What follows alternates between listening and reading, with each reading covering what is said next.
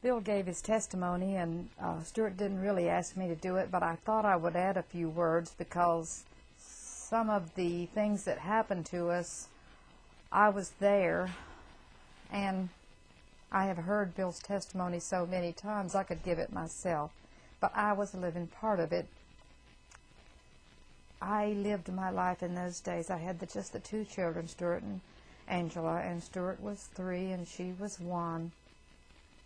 And by the time Bill was saved, another year had gone by. But we went to Okeechobee because things had become so difficult. I needed support somewhere, some family. So we moved there, and they didn't get better. They got worse, and Bill drank worse. And I lived day to day trying to keep the children protected and separated from the way things were. And when Bill wasn't drinking, he was perfect. But when he came in drinking, I never knew how he was going to be. He might be just friendly, or he might be angry. And I would watch the door and see what he looked like when he came in, and I would know how I needed to react. But when he began to hear the voices, he hadn't been drinking for a few days, and I always thought, well, if he quits drinking, everything will be fine. And unfortunately, I didn't understand that all the drinking he'd been doing was affecting him. And when he began to hear the voices, I didn't know what to think. And sure enough, we called the police over, and they went along with him, and they looked everywhere trying to find the people who were talking to him, and he could never find them. So he decided to take us to my sister's, and I had no idea at the time that he had intended to kill himself. But we drove halfway over there, and then he said, there's no point in going on. I can hear the voices here in the car. So we went back home, and that's when he told me he had been reading his Bible, and when one voice would speak, he would read louder and louder to try to drown it out. And I was trying to keep the children away so they wouldn't be scared. And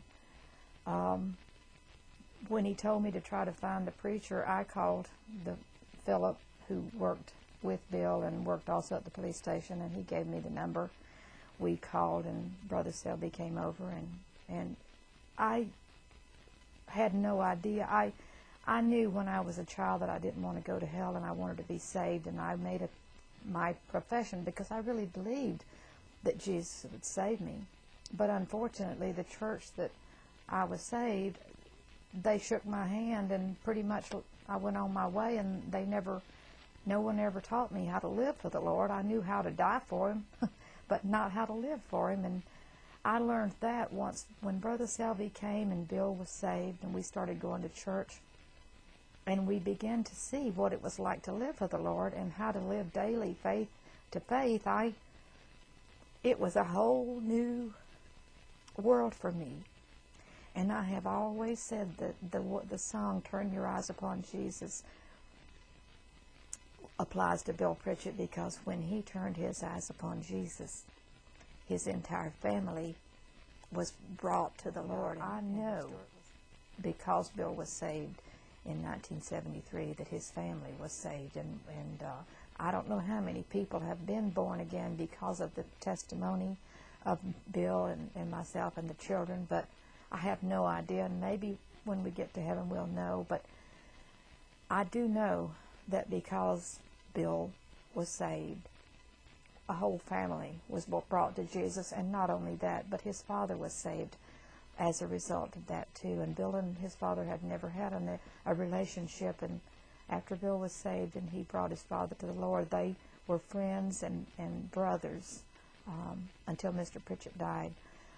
I love all my children and grandchildren, and I'm so proud of Stuart for serving God, and I know that through his voice too, people will be born again, because Bill Pritchett turned his life over to God in 1973.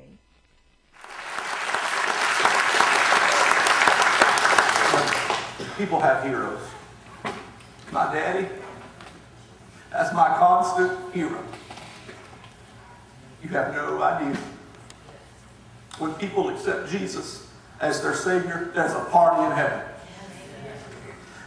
Listen to what it says in Luke 15:10. There is joy in the presence of God's angels over one sinner who repents. I'm going to read that again. There is joy in the presence of God's angels over one sinner who repents. We accept Christ, there's a party in heaven. Angels going up and coming down on that stairway to heaven, which is Jesus Christ, to commemorate this brand new life in Him. This person that's been reborn. Those angels come to love. They come to protect. In this room today are the angels that every Christian brought in here with them, and are the demons that are going to do everything they can to stop this from happening.